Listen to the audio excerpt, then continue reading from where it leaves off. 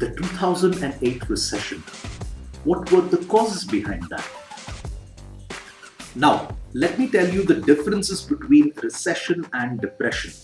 Depression is a case where economic activity, now let's say economic activity focuses on manufacturing. Manufacturing is all going to become zero. Now, there have been two countries that have declared depression. The most recent one was Greece. Before Greece in 1929, America declared depression. Recession is something that comes and goes every so often. But the most notorious recession we've seen is the 2008 recession, which was caused by several banks in America. So what happened? How come all of a sudden dozens of banks in America collapsed and the whole world was shaken by what happened in America in 2008? Now there are a few reasons behind this. Let's look at them one at a time. One is the subprime crisis. Subprime crisis.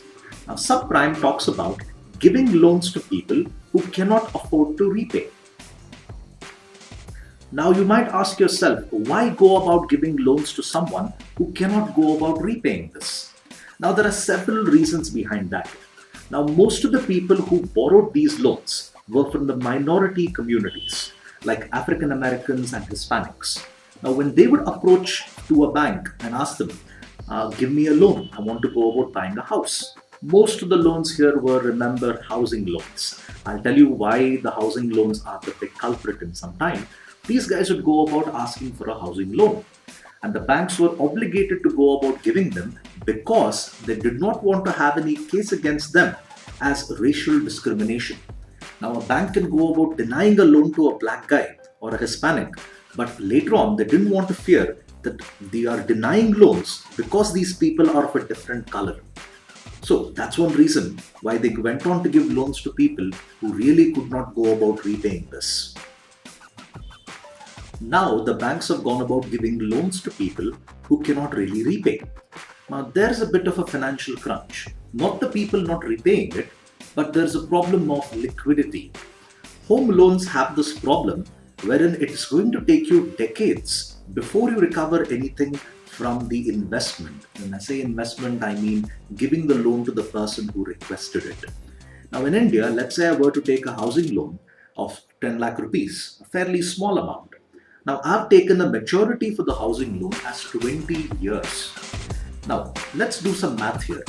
If I have taken a loan of 10 lakh rupees for 20 years, the bank is going to recover all that 10 lakh rupees plus interest in 20 years. So you can see how the liquidity here is very, very low.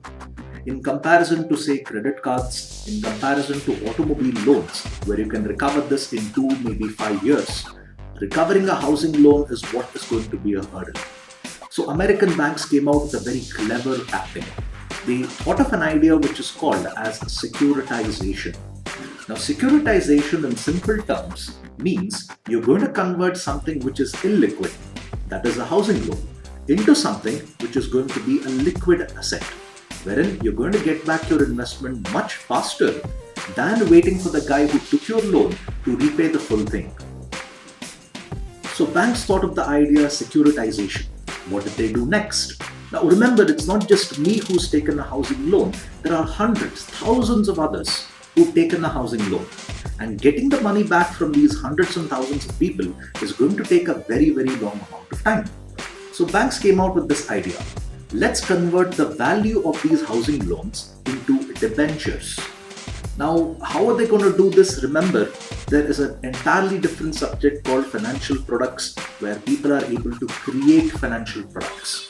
Now, they were able to create a financial product here which was based on the housing loan. Now, let's keep the term simple here. Let's say the total number of loans the bank has given is tallied up to 1 crore. Okay. Now there are 10 people who've taken the housing loans. Now 10 people have taken the housing loans of 10 lakh rupees. So 10 lakhs into 10, 100 lakhs, which is 1 crore rupees. 1 crore rupees is the total amount of housing loans that has been given by a bank. Now this is something they're going to recover in, say, 20 years. So what did they do next? This 1 crore rupees was converted into debentures. And they told investors in the secondary market, that is the stock exchange, to buy these debentures. This is the process of securitization. Now came an even more interesting thing. Now they converted these housing loans into debentures. Now people started to buy these debentures. The 1 crore rupees which you were supposed to get in say 20 years was divided into small debentures. Let's say each debenture was divided into 1 lakh rupees. Okay. Now they were able to sell 100 debentures in the secondary market, and they were able to get their 20 years return in a few minutes in the secondary market. Now came another more problem. The people who were going to repay these housing loans started to default. The bank was very confident that, don't ask me how they were confident by giving loans to people who can't repay. That's America for you. So the banks were in fact quite confident that these people would repay, and then these guys started to default. Then came another problem. The bank had this movement of money being set up. I would take the money from the guy who took the loan, and I would divide that into my income plus the income which I would give to the person who bought that debenture. Now this is what was hit. The guy who was supposed to give you the housing loan, pay that in installments, started to default. Now when he started to default, there became a big problem for the bank. Now the bank started to do something wherein they started to foreclose these houses. They told them, get out of the house, we're going to take over the property. But then came another hassle. It was not just 1 or 2 people who started to default on these housing loans, it was hundreds and thousands of people who started to do this. This brought a huge fall in real estate prices. The banks were able to take over the houses, but they were unable to sell these houses. Now this is something which the person who bought your debenture is not interested to listen. He bought that debenture because he was very confident that when you have in fact given your money to a bank, the bank is going to repay this money to you within a particular event of time. But these banks never repaid. And now the debenture holder started to tell the bank, start selling your assets. Not the guy who took the loans, start selling your assets and start repaying us. Now imagine this. If a bank is selling away its assets, how are they going to make any revenue at all?